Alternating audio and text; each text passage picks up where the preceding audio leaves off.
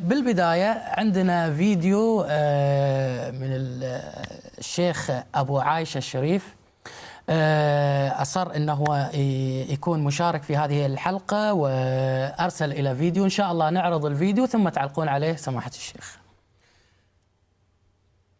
الحمد لله وأصلي وأسلم على رسول الله. السلام عليكم ورحمة الله وبركاته. إذا ذكر العدل ذكر عمر، وإذا ذكر عمر ذكر العدل. روى الإمام أحمد في مسنده عن أبي هريرة رضي الله عنه قال: قال رسول الله صلى الله عليه وسلم: إن الله جعل الحق على لسان عمر وقلبه. اتصاف عمر بالعدل ودلائل اتصافه بالعدل أنه لا يخاف إلا الله، ولا يخاف في الله لومة لائم، فالناس عنده سواسية، القريب والبعيد كلهم عنده سواسية، لا فرق بينهم عنده إلا بالتقوى. عمر كان يطبق الحدود ويطبق الشرع على كل صغير وكبير، هذا هو العدل الذي كان يسير عليه عمر. فعمر عادل في رعيته، عادل مع المسلمين، عادل مع غير المسلمين، عادل في أقواله، عادل في أفعاله، لا يظلم أحدا ولا يسيء إلى أحد. عمر له مواقف كثيرة في العدل، وله مواقف كثيرة في الاتصاف بها. عمر الذي فتح الفتوح ومصر الأمصار وجعلها تدخل في دين الله. عمر الذي استلم مفاتيح بيت المقدس الذي يئن الآن تحت وطأة اليهود، استلمه عمر وكان ماشيا حافيا ماسكا حذاءه في يديه، وقد جاء وصفه هكذا في كتب التوراة عند اليهود. هذا عمر هو العدل كله، وهو أساس العدل. وهناك قصص كثيرة وقصص عظيمة تدل على عدله. تقبل الله منا ومنكم. سماحة الشيخ الحبيب، قبل أن ترد على أبو عائشة، ولكن لا أعلم كيف أبو عائشة يناقض نفسه، حيث أنه أرسل لنا حديث من كتبهم عن عمر بن الخطاب قال: حين بويع لأبي بكر بعد رسول الله صلى الله عليه وآله وسلم، كان علي والزبير يدخلان على فاطمة بنت رسول الله صلى الله عليه وآله وسلم فيشاورانها ويرتجعون في أمرهم، فلما بلغ ذلك عمر بن الخطاب خرج حتى دخل على فاطمة فقال: يا بنت رسول الله صلى الله عليه وآله، والله ما من أحد أحب إلينا من أبيك، وما من أحد أحب إلينا بعد أبيك منك، وأيم الله. هنا المفارقة، يعني هو الآن يريد يبين أنه يقول أنه ما من أحد أحب إلينا من أبيك.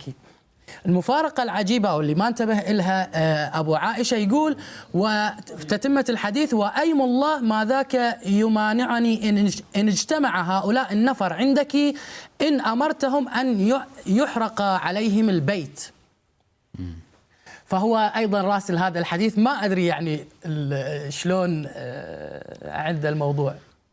طيب، هذا شلون عند الموضوع لابد أن فيما بعد يترك له المجال للإيضاح. نعم. ولكن أنا الذي لفت نظري في المقطع الذي عرضتموه عنه نقطتان أو ثلاثة. النقطة الأولى أنه الكلام في معظمه كما ترون كان كلاما إنشائيا، يعني مجرد عمر العادل ما أدري الكذا فتح الفتوح إلى آخره.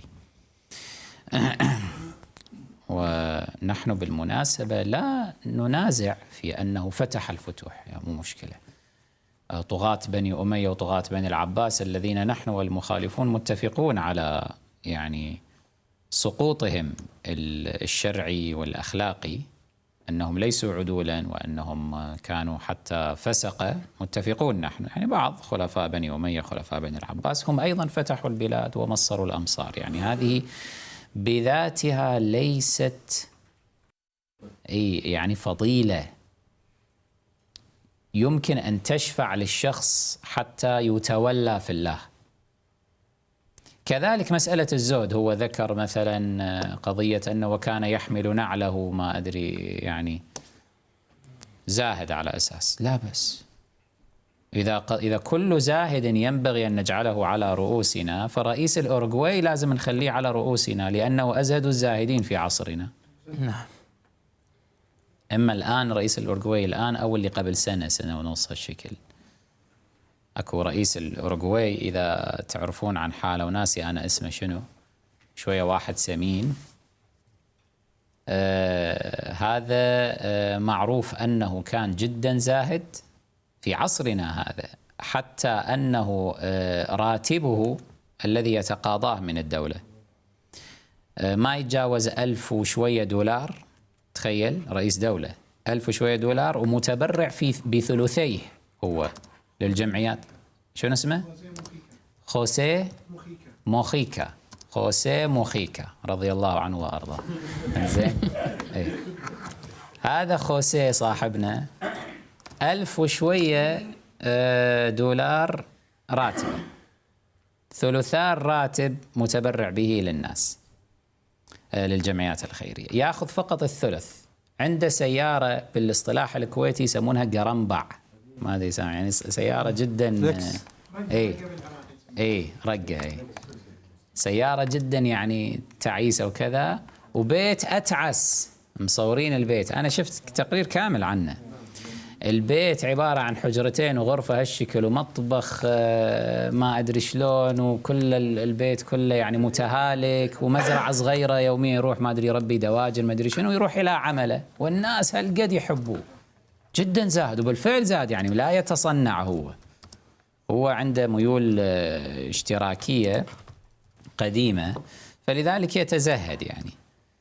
وهو رئيس دولة أيضا، والشعب يحبه، وسوى يعني إنجازات كثيرة، لكنه كافر. فإحنا مو لمجرد أن هذه الشخصية زاهدة مثلا في هذا الجانب، فيها صفة الزهد، فنحن نحترمها يعني. فليكن عمر بن الخطاب زاهدا يحملنا عليه، يعني ما يضرنا أنه يحملنا عليه أو يحمل أي شيء اللي يعجبه، فليكن هو زاهدا.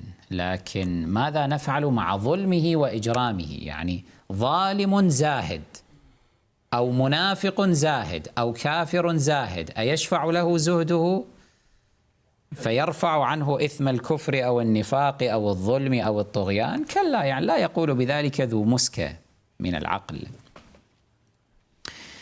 الملاحظات أنه شوفوا، أولا الكلام إنشائي، ثانيا قال الناس جميعا كانوا عند عمر سواسية. هو قال هالكلمة مو شكل، الناس سواسية كانوا عند عمر، كان يعاملهم جميعا على حد سواء، فلم يكن يفرق بين أحد، مو شكل. أنا هذا الكلام سأتكفل إن شاء الله في هذه الليالي بنقضه. هذه قنابل نووية، هذه تثبت أنه لا خرافة. هذه عمر كان يعامل الناس على أساس المساواة؟ كلا، أنا راح أثبت لك وبالمصادر المعتبرة وبالأدلة الصحيحة أن عمر ما كان هكذا، كان يكيل بمكيالين بل بمكاييل، ما كان يعامل على حد سواء. كما سأتطرق بتفصيل أكثر هذه المرة لقضية الشجرة ونوم عمر تحت الشجرة، اللي سوقوها كثيرا إلى أن صارت جزءا لا يتجزأ من الوعي العام لكل مسلم. كل مسلم تسأله عمر الخطاب عادل أمضان، يقول لك شلون ازاي هذا عمر راح اجى الهرمزان او اجى رسول كسرى شافه نائم تحت الشجرة فقال له حكمت فعدلت فأمنت فنمت. هاي كل من حافظها كأنه حديث شريف، يعني كأنه حديث شريف حافظها ولا حفظ لأحسن آية قرآنية، وكل الآيات طبعا حسنة. فهذا عبارة عن تسويق للخرافة، تسويق للخرافة.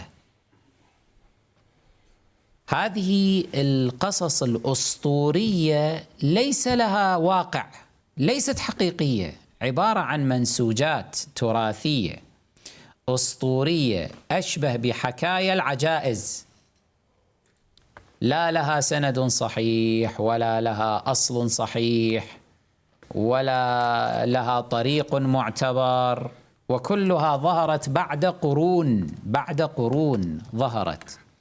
ولكن شوف سبحان الله، لا أحد يشك بها اليوم. ليش؟ لأنه على كل منبر يقولون عدلت فأمنت، على كل منبر، بالأفلام وبالمسلسلات يخلون عدلت فأمنت، ما شكل في ما أدري المقطوعات الشعرية، في الخطب، يمكن حتى في الأغاني أو الأناشيد مالتهم، ما شكل يعني الوعي العام عدلت فأمنت فنمت. هذا عمر، الله أكبر. هذا ما يحتاج إلى توضيح، أو أن عمر ما كان يفرق بين أحد، كان يقيم حدود الله على الجميع، حتى أنه ابن عمرو بن العاص لما ضرب ذلك القبطي وقال أتسبق ابن الأكرمين، جاء به عمر وقال لذلك القبطي أن يقتص وقال اضرب ابن الأكرمين، متى استعبدتم الناس وقد ولدتهم أمهاتهم أحرارا. خامنئي يذكر هذا، شبيه شيء منجذب إليه طبيعي، الطيور على أشكالها تقع.